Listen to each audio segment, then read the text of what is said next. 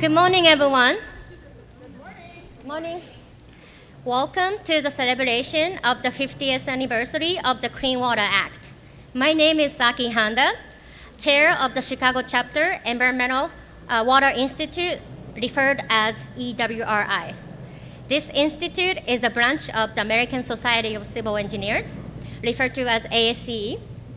I'm here with our Vice Chair, Joe Wilk, and we'll be moderating today. The event here is to celebrate the signing of a very important piece of legislation, the 1972 Clean Water Act.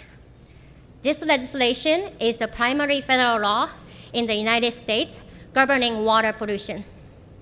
It established the basic structure for the regulating pollutant discharges into the waters of the United States.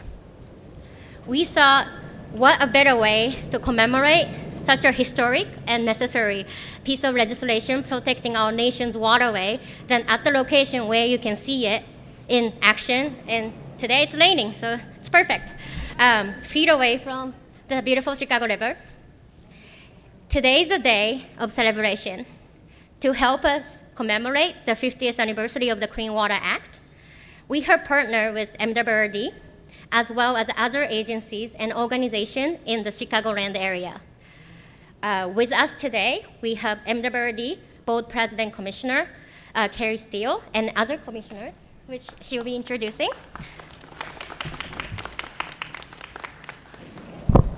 Morning, everyone.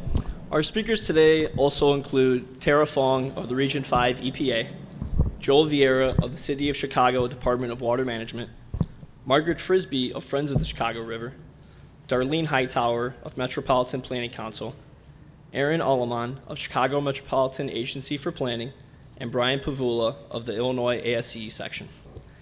This event would not be possible today without our sponsors. Our platinum sponsors, Region 3 ASCE and Illinois section ASCE. Our gold sponsors, Optimatics and Christopher Burke Engineering, and our silver sponsors, Hay & Associates, V3, Horner & Schriffen, and Stantec. Please feel free to grab more coffee and pastries as the speakers go on. And without further ado, our first speaker, MWRD Board President Commissioner Kari Steele.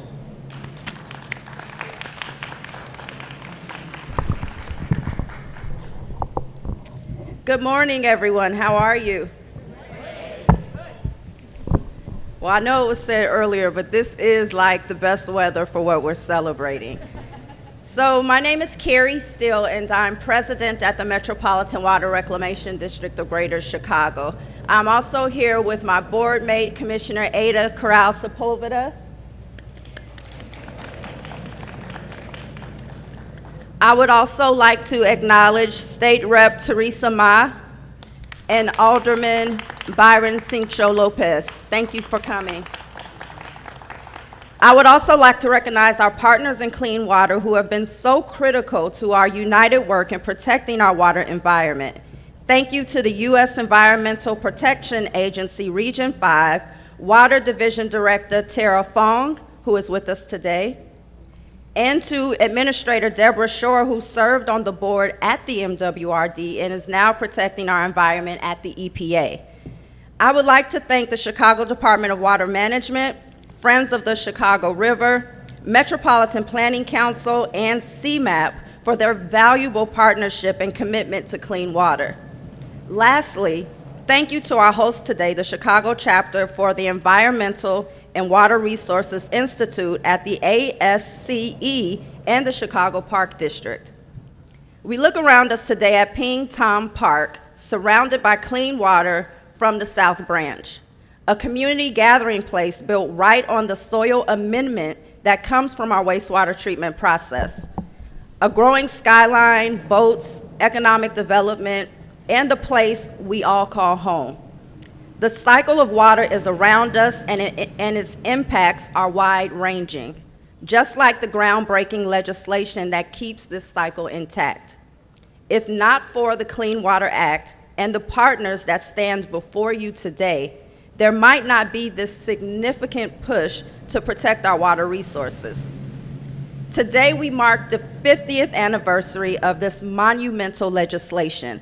The Clean Water Act sparked new regulation and a movement for our water resources, our environment, and new critical thinking and urban planning that began to consider new ways we can improve our handling of wastewater, our surface waters, groundwater, navigation, and public health.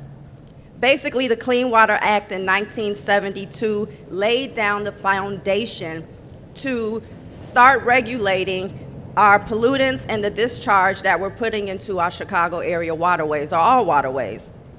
Like water, it encompasses everything from the contaminants that threaten our water resources to dredging and filling, biosolid handling, and stormwater management.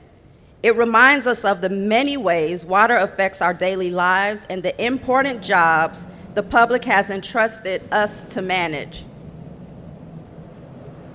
When the MWRD began constructing over 60 miles of local waterways more than a century ago, we were working to reverse the flow of the water so we could keep our drinking water and waterways safe.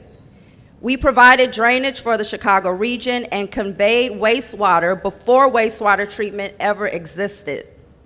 Today, the river and connecting Chicago area waterway systems have never been healthier. Thanks in part to the Clean Water Act, advancements in treatment operations at the MWRD and the Chicago Department of Water Management, increased advocacy and planning, and the MWRD's tunnel and reservoir plan, the Chicago area waterway system is thriving, and our water resources in Lake Michigan and the Chicago River are world-renowned. Fish populations have soared. Marinas and riverside development and recreation are booming to a point once not even imagined, and waterfront real estate values are increasing. So much of this is a result of appreciating the clean water and the environment behind the Clean Water Act. We hope today commemoration inspires a new appreciation for this landmark occasion and inspires a new generation of protection for the region's future water environment. I would like to thank everyone here today for just joining us to celebrate this, and I know everyone here holds the environment deep to them, so thank you for helping us maintain a clean water environment. Thank you for coming.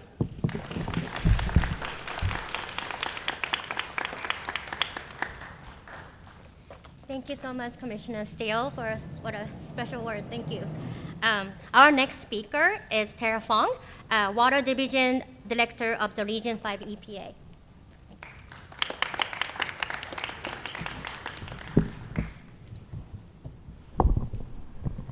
Thank you very much. Good morning, everybody. It is such an honor to be with you today to celebrate the 50th anniversary of the Clean Water Act.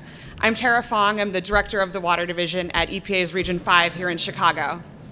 I, like many of you, have spent much of my career working with and through this momentous legislation. Quite simply, the Clean Water Act has been a game changer for the state of our nation's waters. 50 years ago, we were in a very different place. Pollution from industry and wastewater treatment plants left many of our waterways contaminated, unsightly, and in some instances, a hazard to surrounding communities. Many of us are well aware of the iconic history of the Cuyahoga River fire in Cleveland in 1969. Even though this wasn't the first or even most destructive fire to plague that river, the 1969 fire caught the attention of the entire country and catapulted the environmental movement forward. This fire was the turning point, forcing our leaders to grapple with and how to fix what had gone so wrong. Shortly after the fire, Congress passed the National Environmental Policy Act and the Federal Water Pollution Control Amendments, the foundation of which would become the Clean Water Act. And President Nixon established the EPA to work with states to advance water pollution controls. The water pollution control measures that came out of the newly enacted regulations were a turning point, not just for the Cuyahoga River, but for all of the nation's water bodies. These actions laid the groundwork for EPA, along with our state and local partners, to begin the real work and take concrete steps to improve water quality. Wastewater treatment plants and industrial facilities were now being held to attainable standards that would promote drinkable, fishable, and swimmable waters. And through the hard work and dedication of community leaders, scientists, and engineers across the country, including right here in Chicago, our waterways saw a significant improvement.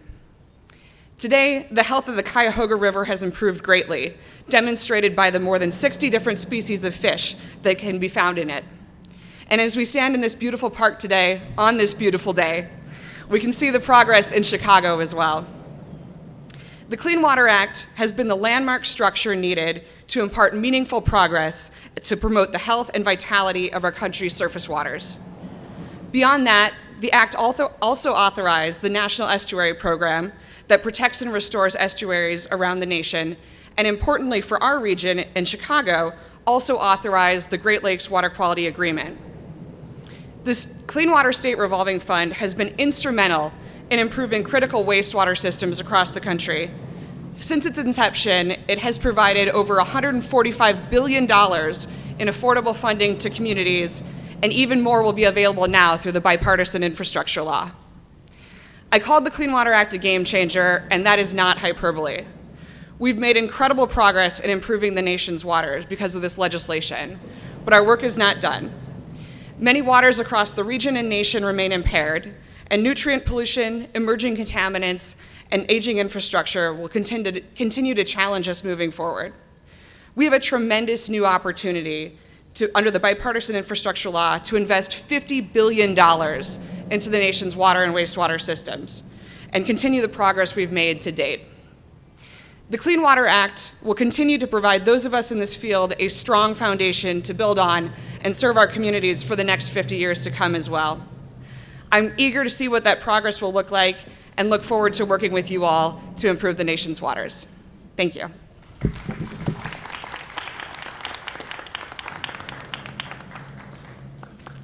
Thank you very much, Tara. Our next speaker is Joel Vieira, First Deputy Commissioner of the City of Chicago Water Management.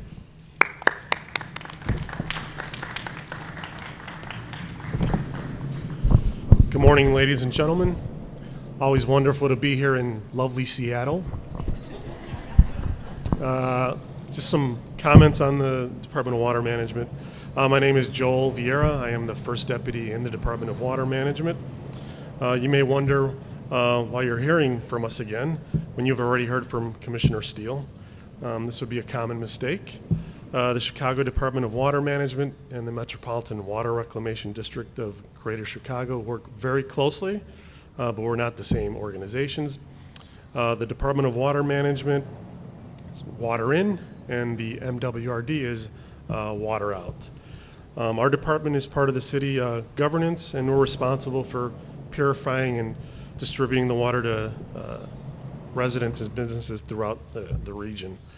After the water becomes wastewater, it moves through our system to the MWRD for treatment and return back into the system.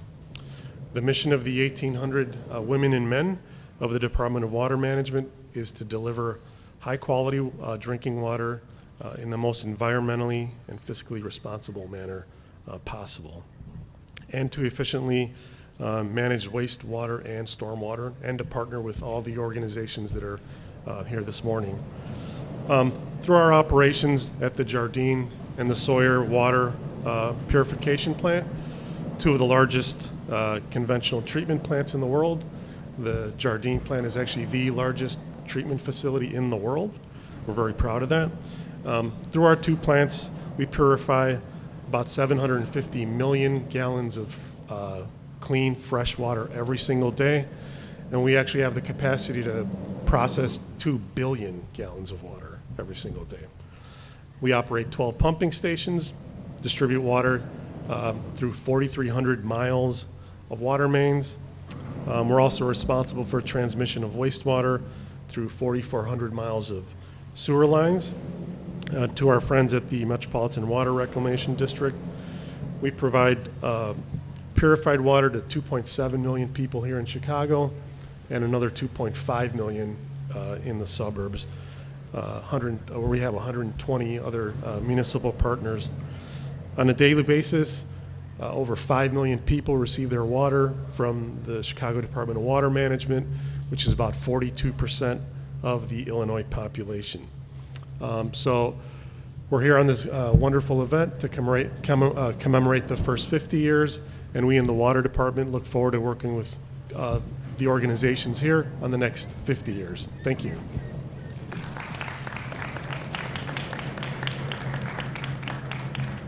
Thank you very much, Joe.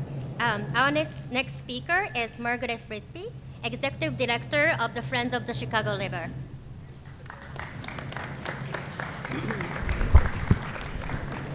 Thank you, Saki, and thank you, everyone, for your partnership, your leadership in enforcing the Clean Water Act and believing in it.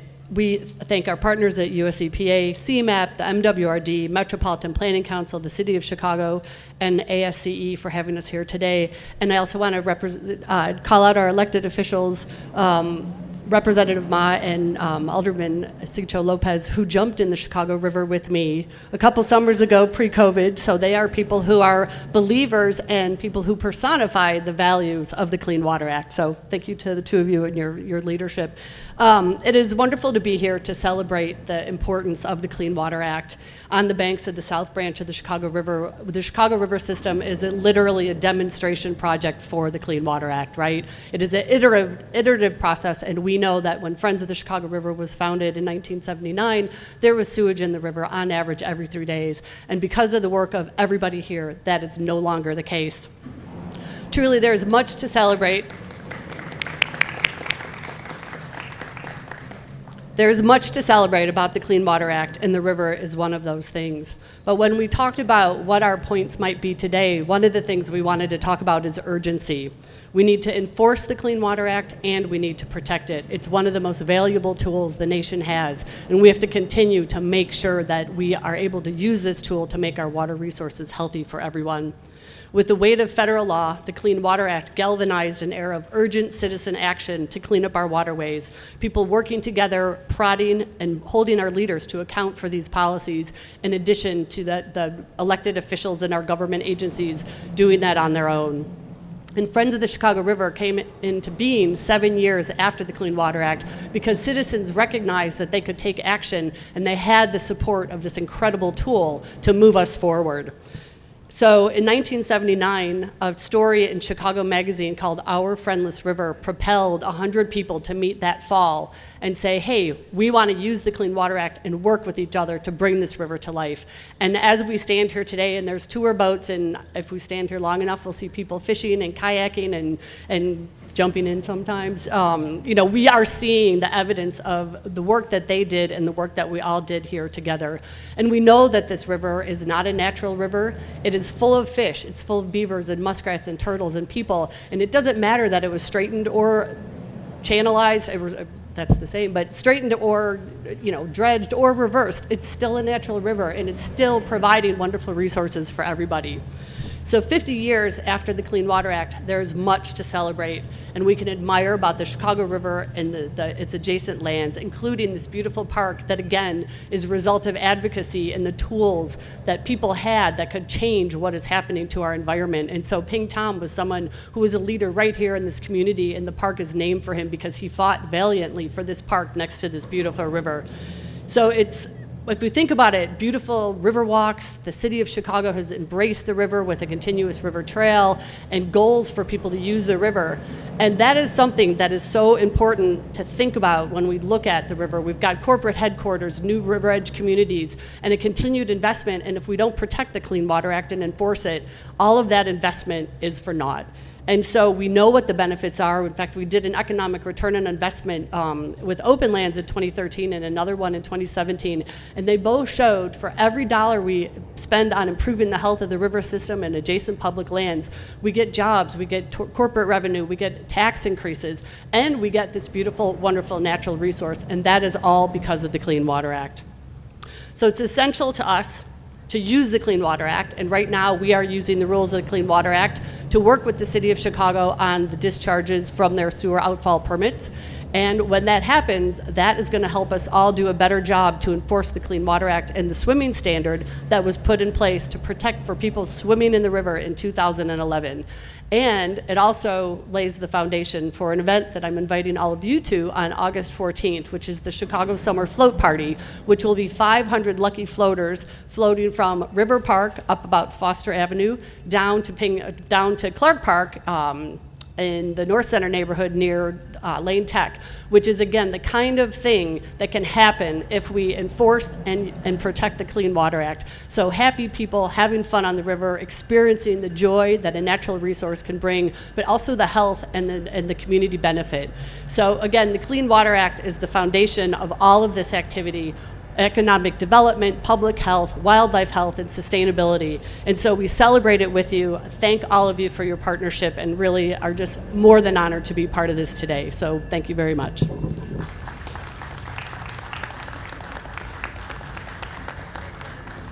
Thank you for that great speech, Margaret, and the history lesson on the combined sewer overflows. Our next speaker will be Darlene Hightower, President and CEO of Metropolitan Planning Council. Good morning, everyone. Give me some energy. It's Friday. Good morning, everyone. Yes. I really appreciate the prior speaker's history lessons, celebration, and plug for her event, right? Like all wrapped up into one. That was fantastic. So in 2017, MPC and Friends of the Chicago River and the City of Chicago released the Our Great Rivers Report. It was the first unifying vision for all three of Chicago's rivers: the Chicago, the Des Plaines, and the Calumet.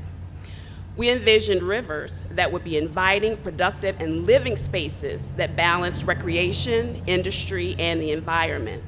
And the report included a number of goals related to water quality, from real-time water quality monitoring to imagining rivers that we could swim in. Since 2017, partners throughout the city have been moving toward that vision. Thousands more people are engaged with the rivers. Riverfront infrastructure improvements and developments have occurred, including trails like the River Run 312, housing like the South Bank development, and business development. We've also engaged in advocacy for equitable riverfront development. Much of this progress can be traced back to the Clean Water Act of 1972. As we said in the Our Great Rivers Report, clean water has brought a surge in recreational use, a return to critical species, and a desire to reorient ourselves toward the rivers. Our Great Rivers Chicago partners are advancing projects that are aligned with the Clean Water Act. Some of them are Current's H2 Now Chicago project, which is a real-time water quality monitoring program for the Chicago River that will provide publicly available water quality data updated every 15 minutes. Friends of the Chicago River's Litter-Free Chicago River Initiative, where they're organizing cleanup efforts and collecting data about the types of litter that pollute the waterways, including the types that the Clean Water Act requires governments to prevent and clear. And then we have MWRD's disinfection treatment pilots.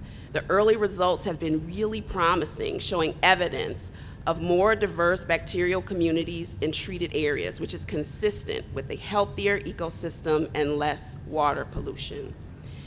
MPC's own projects are aligned with the Clean Water Act. We're co-facilitating the River Ecology and Governance Task Force to move riverfront development forward using principles of equity and public access. We're working with partners on the Calumet River and South Branch of Chicago River to rethink the future of industrial riverfront areas that will benefit the health and economy of nearby communities. We've also launched Storm Store, which creates new markets for stormwater management. So as I stand here this morning, I'm just really grateful looking at the beauty that's surrounding us this morning. What a great way to start a Friday. And we're just honored to partner with great people and organizations. We're also honored to celebrate the 50th anniversary of the Clean Water Act today with all of you. Thank you.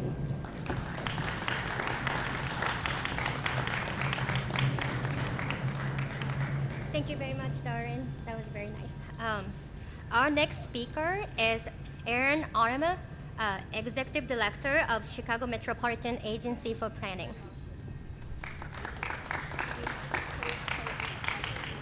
Good morning. I'm really thrilled to be here. You know, as we look across our region, water is virtually everywhere. Our beautiful Lake Michigan, our many rivers, the Fox River, the Des Plaines River, water seems limitless across our region. For our region's 8.6 million residents, most of them turn on their faucets and abundant water comes out. But that's not just happening by itself. And I think it's really important that we take the time to think about where our water comes from. And that's what we do at CMAP. We spend a lot of time working with our communities to better understand how we can help them be more sustainable, be more resilient in their water resources management. Our long-range plan on to 2050 contemplates the importance of our water here, and we're soon to be looking to 2060 to better understand our water resources, the supply and availability across our region. And we really want to put forth the strategies that are necessary to make sure that we're preserving these high-quality water resources that we have here in northeastern Illinois. And with our help, our communities are becoming more transparent and more open to investing in these strategies locally, which is critically important to making sure that we have sustainable water now and into the future. We're helping communities develop watershed plans that provide roadmaps to take on projects that improve water quality while at the same time improving recreation and outdoor open space. And also thinking about the importance of our transportation infrastructure and how it needs to align with our water resources. As you can see when we're standing here, you hear the cars, you see the trains, Amtrak went by earlier. Those are important examples of how these networks are so interconnected, and if you aren't thinking about the interconnectedness of these systems, you stand to risk the quality and the preservation of our important water resources that we have here that we can't live without. We're doing a lot of work on flood susceptibility to better understand our community's susceptibility to extreme weather events as well, and thinking about how we can embed flood mitigation activities locally. So beginning this year, we're also looking at a heat susceptibility index too for our region and understanding how water plays a role in that as well. We really are at an incredible turning point in time to move the needle and advance the goals of our region's plans, which aren't just my plans, they're our community's plans and our residents' plans, to really understand how we can address our climate change goals that we have here and the importance of really making sure that we're better incorporating those. And thinking about the Infrastructure Investment and Jobs Act, we really want to make sure that our communities are able to address their critical infrastructure needs, including water, with the funds that are available by working with our communities to make sure that they're strategic, that we're competitive as we look across the nation, that this region and our bodies of water are so important to preserve. So again, you know, I think one of the things that I think about when I think about water resources is that the sad reality is not all of our communities across the nation have access to these resources that we often take for granted here.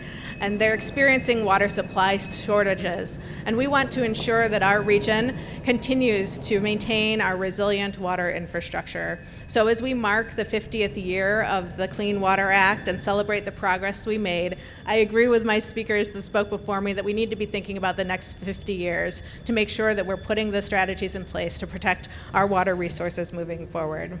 So again, thanks for having me here today. It's beautiful, and I really look forward to partnering with all of you to make sure that we're maintaining our beautiful water supplies. Thank you.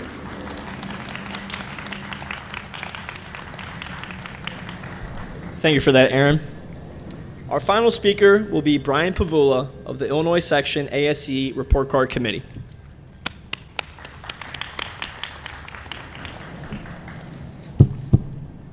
Good morning. Thank you, Joe, for the introduction. My name is Brian Pavula, and I am representing the Illinois section of the American Society of Civil Engineers. I am the immediate past president of the Illinois section, which is a group of over 2,700 volunteer engineers throughout northern Illinois. Today is a great day to celebrate the 50th anniversary of the Clean Water Act. Its impact on the region's waterways and communities since 1972 has been tremendous. And my word, tremendous, was put in much more eloquent terms by our 6 wonderful speakers before me, so thank you all for that. It was just 2.5 months ago that the Illinois section of ASCE put out our 2022 report card in grand fashion at Union Station. This was Illinois' 4th report card, and this year we examined 11 infrastructure categories with the help of over 50 experts from across the state and from ASCE and national, and several of those are standing amongst the audience today, so thank you for that. We prepare report cards every 4 years to depict the condition and performance of our infrastructure in a familiar format, a school report card, and we assign letter grades based on the physical condition and needed investment for improvement. The purpose of the report card is to give everybody a powerful tool, from citizens to stakeholders to even decision makers, to understand the current condition of the infrastructure and in an easily accessible format. We look at 11 categories, as I mentioned before, and each one goes through a rigorous grading criteria to provide a comprehensive assessment of the infrastructure. And we grade those 11 categories based on 8 key criteria: condition and capacity, funding, future need, operation and maintenance, public safety, innovation, and resilience. We perform extensive research and comb through technical reports by state and federal agencies and industry partners. And finally, our report cards are always reviewed by ASCE National's Committee on America's Infrastructure, which reviews all state report cards before they go out to the public. Now, to link our report card to the Clean Water Act, topic of today, I want to just talk about 3 of the report card categories of the 11 that we looked at. First, drinking water systems are essential to public safety and quality of life, and financial assistance is on the way. Approximately $288 million will be provided by Congress in fiscal year 22 for Illinois water infrastructure. That's more than double the amount for fiscal year 21. Additionally, Illinois EPA is assisting communities with the replacement of lead service lines by allowing a one-time $95 million transfer of wastewater loan funds to the Drinking Water Loan Program. And these funds will be solely dedicated to lead service replacement activities. Second, for wastewater, approximately 85% of our residents are served by more than 800 wastewater treatment facilities and 690 wastewater collection systems. The rest of the residents are on septic systems. Adequate prioritization of wastewater infrastructure is vital to protecting our abundant water resources and providing a safe and clean resource for all users. $20 million per year is now available through the Illinois EPA Unsewered Communities Construction Grant Program to assist communities with new wastewater facilities. Meanwhile, communities are investing to avoid combined sewer overflow events. In 2017, there were 37 CSO events reported in Chicago. In 2020, there was only 19 CSO events reported, so good work was made there. Third, last category is stormwater. We looked at it this year for the first time, and our extensive network of legacy stormwater infrastructure was built to protect the nearly 13 million residents in the state, property, and environment from flooding. Today, 29 municipalities have stormwater utilities that collect fees for maintenance and upgrades of their stormwater systems. These stormwater utilities charge an average of $5 per month per household, and that's less than the national average of $5.87. But together, we have to find additional funding and resources to repair, upgrade, and replace the stormwater systems and seize the opportunities to improve stormwater management in Illinois. So the future looks bright for drinking water, wastewater, and stormwater. Illinois has made significant strides in investment in recent years to stabilize this infrastructure, and we are definitely on the right path. Now that's something to applaud today as we celebrate the 50th anniversary of the Clean Water Act. Thank you.